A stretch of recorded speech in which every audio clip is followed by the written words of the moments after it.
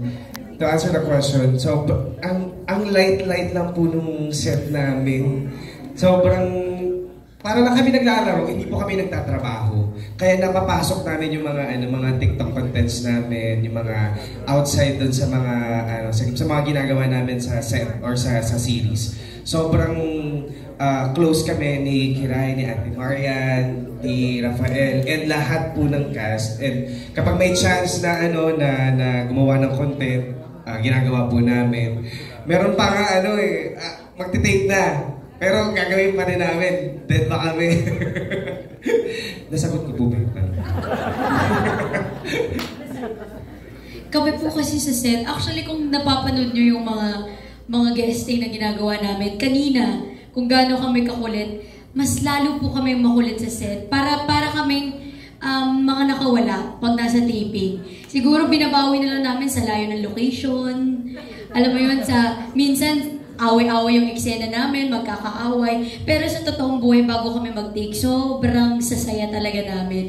And sobrang kukulit lang. Kaya na-push din namin yung mga makukulit na videos kasi gusto namin i-share sa inyo na hindi lang kami yung nakakaalam kung gaano kami kasaya. Gusto namin i-share sa inyo para malaman nyo na ganito po kami kasaya. Actually, yung sinishare namin, parang mga 5% pa lang yun ng 100% namin kung gaano kami kasaya sa set. Kaya kapag napanood nyo po itong show namin, talagang tsak na mag-enjoy po kayo kasi ginawa po namin ito ng napakasaya. And that's the second question, follow lang kay Ms. Greg and Sir Christian. Ano yung best thing na masasabi nyo na na-invite kayo to be part of the show? Okay naman. Ano po?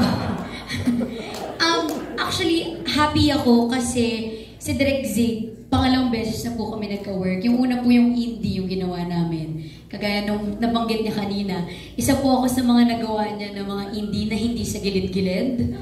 And it's my first time to work with Miss Marian Rivera. Actually, ito ako na yung magsasabi. Siyempre, pag sinabi mong Marian Rivera, ang dami magsasabi sa'yo, naku, pakakatrabaho mo si Marian, good luck sa'yo. May mga ganun, di ba?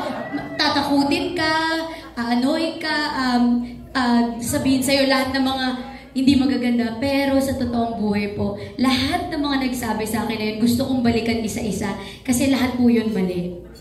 Lahat po yun kabaliktaran sa lahat ng mga sinasabi nila. Kung gaano sinasabi nila na nakakatakot, sobrang nakakatawa. Kung gaano sinasabi nila na maldita, sobrang kulit. Alam mo yun, sobrang yayain mo dito sa gilid, hindi maarte. Sasabihin nilang maarte, kabaliktaran po yun sa lahat ng mga nakikita nyo. Siguro yung tingin lang niya, yung itsura niya, yung mga pananamit niya, nakaka-intimidate. Pero po pag nakatrabaho nyo siya, kabaliktaran po yan sa lahat. Kaya lahat kami nararamdaman yun and very thankful kami na naka-work namin si Ate Yan. And of course, lahat po kami. Yun lang. Salamat. Ang dami niya sinabi, nakalimutan ko yung tanong. Ano po yung tanong? Best thing. Bago ko po sagutin yan, gusto ko lang po muna magpasalamat of course sa GMA, sa production, sa aking management, artist circle, maraming salamat po, Inay Rams, and of course, Ate Yan, maraming salamat, alam mo yan. Yes, and of course, kay Direk, nanginig lang ako. Best thing, I think ito po ay milestone po sa akin to. First and last na po yata talaga.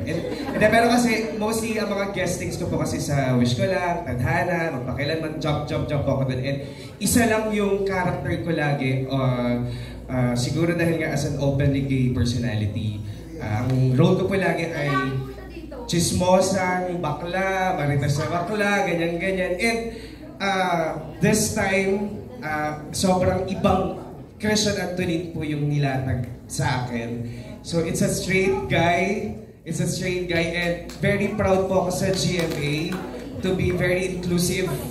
And kasi diba usually pag straight yung role, ibibigay mo sa straight na lalaki. Pero kapag minsan kasi diba po, pag straight yung guy tapos gustong gawing gay, ibibigay. Minsan hindi binibigay sa totoong gay. Pero this time I think the gender equity is there.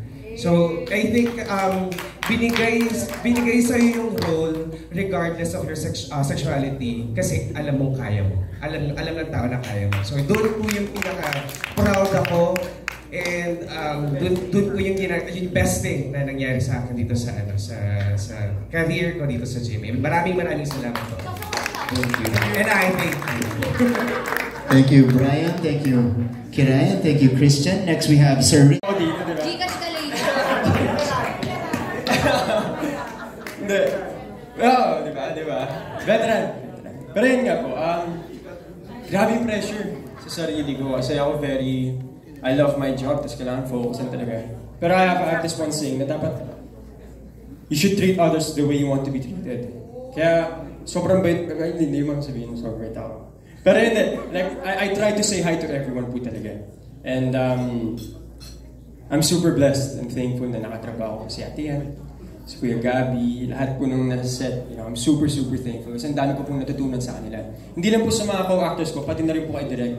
Kay Miss Shalene, Miss Eds, ang dami ko na po natutunan to be a better actor. Not only a better actor, but as a better person. Kaya maraming salamat po sa inyo lahat. Ate Yan, thank you po. Kuya Gabby, thank you. Direk, thank you po. And guys, kaya ko. And, thank you po again for the question. Ako kasi si Kevin, pero is for the love triangle, si Kevin, siya yung mayaman eh. So syempre pag nakakita ng girl, parang pinapormahan niya, so parang sino ba naman tong farmer na to na walang laban sa akin, boy. Parang ganun si Kevin. So, pero in terms of sa set naman, parang sa gitna lang po kasi pumasok po, wala pa from day one, kumbaga. Pumasok ko in like while they were taping na. So, nung unang araw talaga, wala akong kilala, talagang nangangapa ako, sobrang kabado ako. Actually, tinatry ko rin mag-say hi to everyone. Ewan ko kung napapansin nila na tumitingin lang ako sa kanila. As in, tinititigan ko lang si Miss Yan, si Ate Wax, sila Kuya Gabby. Tapos titingin lang ako, tapos tinachechempuan ko, makaya ko kayang mag-hi ngayon. Tapos, hindi ba? Tapos after a few days, parang, ito na, may tsempo na, nakapag-hi na ako. Sobrang proud ko matatawag ko, nakapag-hi na ako sa kanila, nagawa ko na. So, yun siguro na natutunan ko na everyone is actually really approachable. You just have to, kailangan lang talaga lapitan, kausapin, and na in-admire ko rin yung work ethic ng everyone, how they worked on set. So, ayun, I learned a lot from all of them. And it's such an honor to be a part of a project like this. Thank you po. Ano po yung question? Kung isa po ba kayo sa mga main antagonists of the show? Hindi ko alam kung dapat ko na ikwento lahat ng mga pinagagawa ko sa show. Isa lang yung masasabi ko, I'm grateful na part ako ng show na ito. Actually, nung first day, may mabigat kami eksena agad ni Miss Marian. Actually, sa totoo lang, nangatal talaga ako. Kasi... Grabe naman kayo sa akin, kuya lang ako. Hindi lang doon. Kasi syempre, isang karangalan na makatrabaho mo isang Marian Rivera. So, para sa akin, blessing yun na nandito ako sa show. Nakatrabaho ko siya at naka-eksena ko siya ng up close. So, para sa akin, I'm so happy. Maraming salamat. Hindi rin niya nasagot. Hindi ko rin nasagot.